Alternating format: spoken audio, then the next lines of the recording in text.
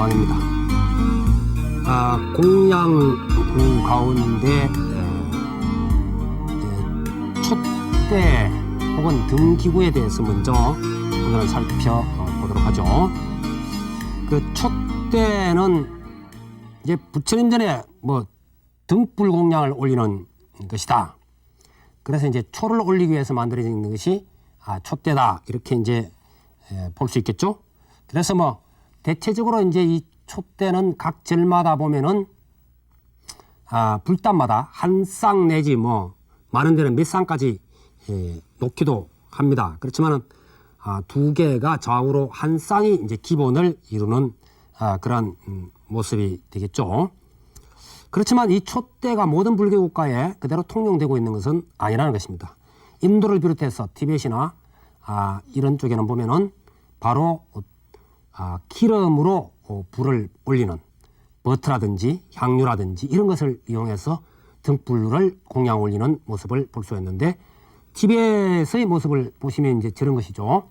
그래서 저기에는 버터, 티벳은 주로 이제 버터로 저렇게 이제 불을 공양 올립니다. 그러니까 우리의 촛대하고는 좀 다른 것이죠. 그리고 중국이라든지 우리나라도 옛날 역시 마찬가지로 그런데 불교 집안에서 사용된 듯한 도자기로 된 것을 좀 보여드리도록 하죠.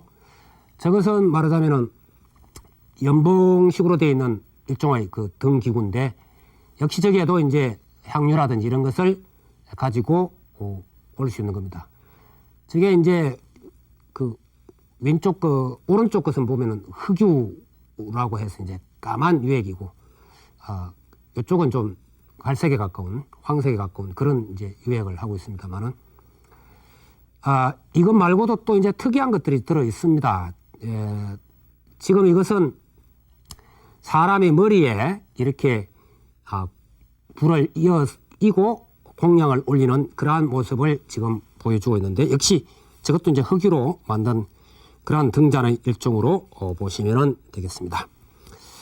이 그 촛대만 하더라도 지금 우리는 단순한 데 있어서 뭐 절마다 비슷비슷합니다만은, 옛날에는 대단히 그 장엄스러운 것들도 있었던 것으로 보입니다. 그래서 뭐 우선 뭐 몇 가지 유형만 우선 보도록 하죠.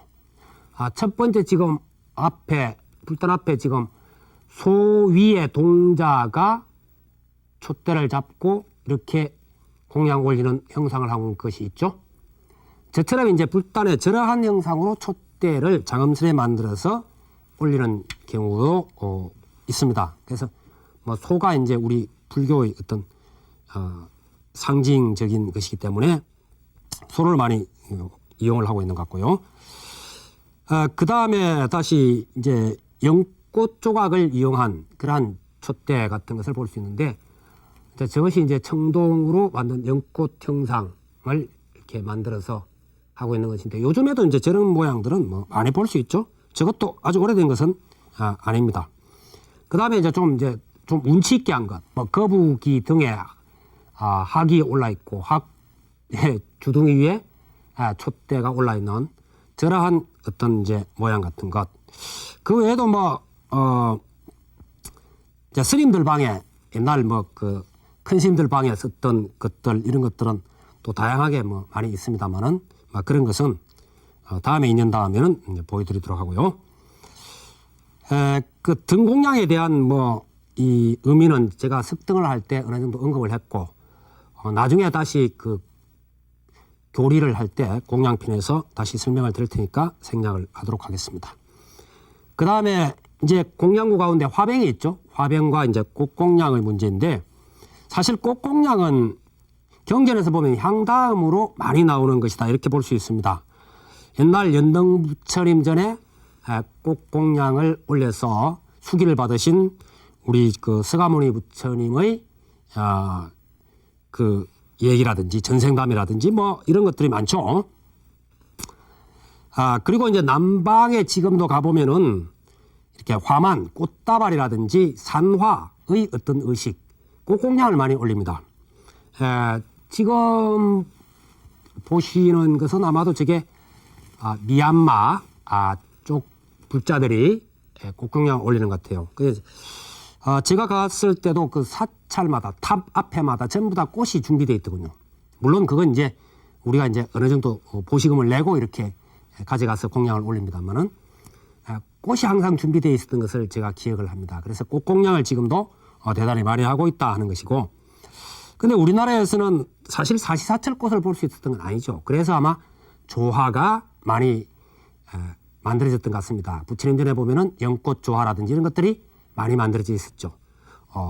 근데 이제 지금은 사시사철 꽃꽂이를 할 수 있고 해서 생화 공양이 활발하게 다시 진행이 되는 것 같아서 상당히 참 다양한 일이라고 볼 수 있는데, 근데 지금은 뭐 일반 그 화기 같은 데 많이 활용을 합니다만은 예전에는 보면은 화병에 이렇게 꽃을 꽂아 올렸던 것 같습니다. 이것이 이제 중국이나 우리나라 같은 데서 주로 되었던 것 같은데, 그러한 그 예가 정수사 꽃문에 보면은 꽃병에 저렇게 꽃이 꽂아진 조각이 되어 있죠. 저거 비슷한 것으로 이제 저 여천 흥국사에 가보면은 천정의 별지화에도 역시 그런 모습이 보이고 있습니다만은 화병에 저렇게 꼽았다 하는 것인데, 저런 것은 이제 청자나 뭐 이런 중국풍의 것인데, 예전에 보면은 청동 화병에 많이 꼽았던 것으로 생각이 되십니다. 그래서 지금 보시는 것이 이제 청동 화병, 바로 이제 첫눈에도 화병으로 볼 수 있는 저와 같은 제품들을 많이 썼던 것이 아니냐, 이렇게 생각이 되어지고, 밀교 쪽에서 육종공양에서 이 꽃공양은 인욕바람일의 상징으로 보고 있다는 것도 알아두시면 좋을 것 같습니다. 사실 뭐 모든 것을 다 포용하는 이 인욕바람일은 그 꽃다운 모습이죠. 꽃처럼 아름답다. 이제 그렇게 이제 보는데, 다른 쪽에서는 또 달리 해석하는 경우도 있습니다. 그 다음에 이제 그 금구를 한번 살펴보도록 하겠습니다. 이 금구라고 하는 것은 사실 사물 가운데 종을 할 때 같이 설명을 드렸어도 되는데 빠뜨린 것이라서 법구 가운데서 이제 금구를 보도록 하는데, 이 금구는 이 법당에서 소종, 작은 종 대신 활용하는 경우가 대부분입니다. 그래서 우리나라에서 가장 소리가 아름답기로 유명한 범어사 금구를 보시죠. 치는 곳이 이제 저 반대쪽에서 치게 되어 있습니다. 그래서 우리는 지금 반대쪽을 보게 되어 있습니다. 안에서, 법당 안에서 지금 치게끔 되어 있죠. 예불 같은 거 할 때, 기도할 때, 이럴 때. 그 다음에 이제 저것은 티벳이라든지 뭐 이런 쪽에서도 중국이라든지 일본에도 있습니다. 저것은 지금 티벳의 금구입니다.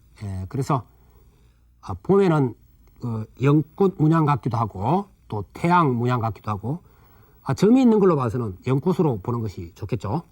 그래서 전체적으로 보면 연꽃 문양인데, 이쪽에서 치게끔 되어 있는 튀어나온 부분이 있습니다만은 저러한 이제 금구. 그래서 티벳은 보면 목탁 대신 저러한 금구라든지 혹은 북, 이제 요령, 금강령이라 그러는데 이런 것들을 주로 많이 사용하는 것을 볼 수가 있죠. 그 다음에 이제 법구 몇 가지를 제가 이제 직접 가져 나온 것을 보시겠는데, 여러분이 주로 많이 보는 것들을 지금 다루고 있습니다. 우선 그 요령이라 해서 신도들은 이 요령을 만질 기회가 없죠. 목탁은 이렇게 해줘. 목탁 죽비는 우리 불자님들도 만지는데, 요령은 완전히 의식할 때 법주 스님, 주의식을 진행하는 분이 법주 스님이라 그러고, 옆에서 도움을 주는 스님을 바라지 스님 그런데, 주로 이제 법주 스님이 많이 이용을 합니다. 그래서 이제 지고 흔들면은 아주 맑은 이렇게 소리가 나는 형태가 되죠. 근데 어떤 이 재질을 쓰느냐, 또 크기가 어떠냐에 따라서 소리가 각기 달라집니다. 이건 동성분이 많은 건데, 이런 식으로 이제 나는 경우도 있고, 같은 그 재질이라도 또 어떤 모양으로 벌리느냐, 크기에 따라서 이렇게 달라지는 경우도 있습니다. 근데 이것은 보통 이제 의식할 때 마음심자를 그리면서 친다, 이렇게 돼 있어요. 한자로 마음심자 이렇게 치고 이렇게 돌리고 이렇게 갑니다. 그래서 제가 이제 이게 법당에서 의지 가듯이 크게 이렇게 흔들어 버리면 너무 이 오디오가 강하게 들어가기 때문에 이 모양만 지금 잡아서 보여드리는 그릇이다, 이렇게 이해를 하시면 되겠고요. 그 다음으로 우리가 이제 법구를 많이 하는 것이 그 목탁이 있죠. 목탁. 목은 달아놓고 하는 것이지만 목탁은 이제 들고 하게끔 되어 있다. 목탁에서 이렇게 축소된 것이다. 형태다. 그렇겠죠? 중국 같은 데 보면은 이 목탁은 뭡니까? 이렇게 두고 이렇게 두들깁니다. 연불하면서도. 이렇게 뭐 나무 아미타불 하면서도 나무 아미타불 이런 식으로 이제 하는데 아미타바 아미타바 이런 식으로 이제 중국은 많이 하죠. 근데 유독 우리나라는 이걸 들고 치게 돼 있어요. 들고 쳐야 소리가 사실은 좋습니다. 근데 이게 사실 목탁도 제대로 치지 않으면은 굉장히 둔탁하고 깨어지는 듯한 소리가 나서 듣기가 어렵죠. 그것은 뭐냐면 이 손을 스님들은 다 아는 일이지만 이 목탁채를 꽉 쥐고 치면 이게 둔탁한 소리가 나게 돼 있어요. 안 되죠, 이게. 그래서 이걸 아주 이 계란을 보통 이제 계란을 지듯이 이렇게 이야기합니다. 콱 쥐면 깨지잖아요. 그래서 살그머니 쥐고 탄력을 준다. 이게 꽉 주면은 탄력이 안 됩니다. 그래서 이때가 소리가 가장 좋고 보통 이거 목탁 칠 때 보면 막 이렇게 막 흔들면서 때리는 분들이 있는데 이건 억지로 힘으로 때리고 목탁 깨지죠. 그래서 대부분 스님들이 오래 기도할 때 보면 이게 보통 손이 붙어 있습니다. 약간씩 뭐 흔들기도 하지만은 그래서 이것만 탄력을 주면 살짝 때리면은 뭐 이렇게 정관할 때나 뭐 경전 독송할 때 이렇게 할 때도 탄력으로 주로 간다. 그래서 가장 좋은 소리가 난다 하는 것을 이제 아시면 되겠습니다. 이 목탁 같은 경우는 뭐 기도할 때 독송, 연불, 그렇죠? 그 다음에 운집시킬 때, 자 회의가 있습니다. 모이십시오 할 때도 목탁으로 하는 경우가 많고 비상사태가 아닌 다음에야 종 같은 걸 안 치죠. 목탁으로 합니다. 그 다음에 대중공양이 들어왔습니다. 갑자기 먹을 것이 생겼다. 자 여러분 와서 드십시오 스님들. 이럴 때 이제 이걸 한번 내린다 그럽니다. 큰 소리에서부터 작은 소리로 딱딱딱 해서 딱딱딱 이렇게 내려가면 내린다 하는 것인데 이러한 행상으로 이제 가죠. 자 회의가 있다 이러면 2번 정도, 그 다음에 울력이 있다 같이 뭐 한다 그러면 3번 정도 이렇게 이제 내리는 숫자에 따라 스님들이 가만 듣고 압니다. 이건 회의구나 뭐구나 이래서 이제 좀 큰 목탁으로 신호를 보내면 되는 것이다 이런 이야기죠.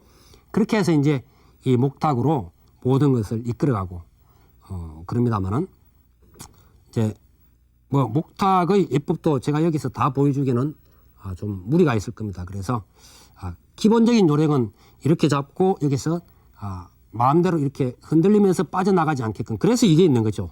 둥근 모양이 끝부분이. 그래서 이게 탄력으로 이렇게 치는 것과 그냥 힘으로 하는 것과는 전혀 다르다. 이 방식을 알고 또 손을 막 흔들면서 이렇게 치는 것이 아니다 하는 것을 기본적으로 알아두시고 목탁을 치시면 좋은 소리를 낼 수 있을 것이다 하는 것이고요.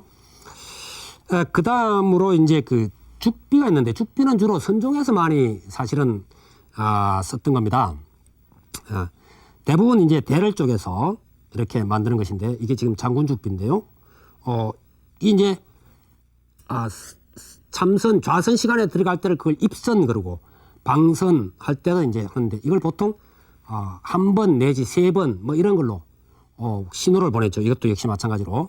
그래서 입선 처음 할 때는 이걸 3번 딱 치고요. 중간에 만일 휴식이다 그럴 때는 한 번만 칩니다. 한 10분 정도 포양을 하고 난 뒤에 다 소피도 보시고 오십시오 이럴 때 한 번 딱 치면 일어나서 이제 갔다가 다시 또 한 번 딱 치면 앉아서 하고 이게 끝나는 시간이 되면 3번을 역시 마찬가지로 3번을 이렇게 두들겨 준다는 것이고 이건 이제 선원 스님들이 선빵 스님들이 예불할 때는 뭐 연불을 막 뽑으면서 하질 않습니다. 선빵 안에서는. 그래서 이 죽비를 가지고 그냥 예불을 하죠. 그래서 이제 예불할 때도 목탁 대신 이걸 이용을 하고 그 다음에 스님네들이 예참을 한다. 뭐 1000배를 한다. 500배를 한다. 108배를 한다. 그러면은 여러 스님들이 할 때는 한 분이 목탁을 치면서 같이 나간다 하는 거고요.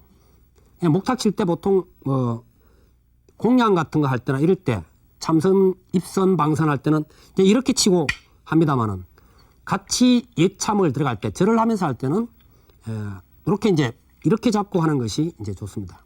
그래서 이제 왜냐하면 이걸 자체를 구부리면서 때리고 일어나고 이렇게 올리고 하기 때문에 이렇게 잡고 하면 이게 안 되죠. 막 내려갔다 하는 것이. 그래서 이렇게 잡고 하는 것이고 이것도 막 억지로 막 휘두르면서 할 필요가 없습니다. 이게 끝만 가서 탁탁 탄력을 주면은 소리가 나는 거죠. 그냥 목탁 죽비 칠 때도 막 억지로 막 두들기듯이 하는 것이 아니다 하는 것을 이제 기본적으로 알아두시면 되겠고, 그 다음에 이제 이 장군죽비라는 것이 있습니다. 이 장군죽비라고 하는 것은 경책욕이죠. 경책이라는 것은 계엄을 피운다. 좌선시간 중에 뭐 졸고 있다든지 망상을 피운다든지 이럴 때 잠을 깨우기도 하고 졸음을 쫓아주기도 하고 정신을 차리기도 해주고 하는 것인데, 그래서 이것은 주로 경책, 다스리고 나무래고 북돋우고 용기를 갖게 해주는데 용구로서 쓰는데, 실제로 선언에서 하고 있는 모습을 보시면은 지금 동화사 선언에서 경책 내리는 모습을 보고 계십니다. 그래서 죽비는 장군죽비 아까 여기 있는 모습 같기도 하고 저렇게 만들기도 하고, 아니면 물풀의나무로 하나만 이렇게 해가지고 휘청휘청 탄력을 주게끔도 만들기도 한다는 것을 알아두시면 되겠습니다. 그 다음에 이제 법구라고 보기는 뭐 그렇습니다만은, 우리가 이제 지물로 이렇게 분류를 하면 되겠습니다만은, 염주가 있죠, 염주. 그래서 염주라고 하는 것은 예전에는 꼭 108 염주가 아니었던 것으로 보입니다. 그 예를 예전에 사용했던 염주가 뭐 출토된 것이라든지 이런 것을 보면은 그 이해가 되는데, 처음에는 그냥 이걸 가지고 다녔던 것 같습니다. 그래서 이렇게 쭉 자기 공부를 하면서 가지고 다녔던 이러한 것인데 지물이죠. 근데 지금은 나중에 예참을 한다거나 이럴 때도 숫자를 해야 하는 수주 형식이 됐습니다. 그 다음에 연부를 할 때도 말하자면은 뭐 정근을 한다 할 때도 그럴 때도 이제 사용하는 것인데, 몇 가지 예를 보도록 하겠습니다. 제일 왼쪽에 있는 것은 일종의 뭐 보석 종류 이런 종류 여러 가지를 모아서 했던 것 같습니다. 저게 보면은 뭐 종류가 몇 가지 종류가 되지만은 현재 우리가 활용하는 그런 것들은 아니고 모양도 독특하죠. 그래서 108개라는 숫자하고는 전혀 상관없이 만들어져 있는데, 마치 보면 천주교의 묵주 같은 것이 원형이 어디에 있다고 생각해 볼 수 있는 형태입니다. 두 번째 있는 것은 그 미얀마에서 고성들이 대대로 전승을 시키던 보리수 열매라 그럽니다. 저것이 이제 그대로 원형을 유지하고 있는 형태가 되는데요. 역시 우리가 보던 염주하고는 다르고 개수도 108개하고는 전혀 상관이 없습니다. 그 다음에 세 번째 것은 천년유리, 페르시아 유리라 그러죠. 천년유리로 저렇게 염주처럼 만들어서 썼던 그러한 형태가 되고요. 그 다음에 이제 앞뒤로 두 개 있는 것 중에 뒤에 것은 우리가 흔히 우리나라 스님들이나 신도들이 좋아하는 보리자, 보리수 열매라고 하는 것. 저건 뭐 천은사에서 나오는 형태가 되겠습니다만은, 보리수. 앞에 것은 전단향으로 만든 염주가 되겠습니다. 그 다음에 좀 깜게 보이는 저것은 모감주 열매라 해서요. 옛날 노스님들이 많이 좋아하셨던 그러한 형태고, 그 다음에 옆에 있는 것이 이제 율무로 만든 그러한 형태다. 이렇게 이제 이해를 하시고, 꼭 108개가 돼야만 염주는 아니다 하는 것을 이참에 알아두시면은 참고가 될 것 같습니다. 여러분 선물하십시오.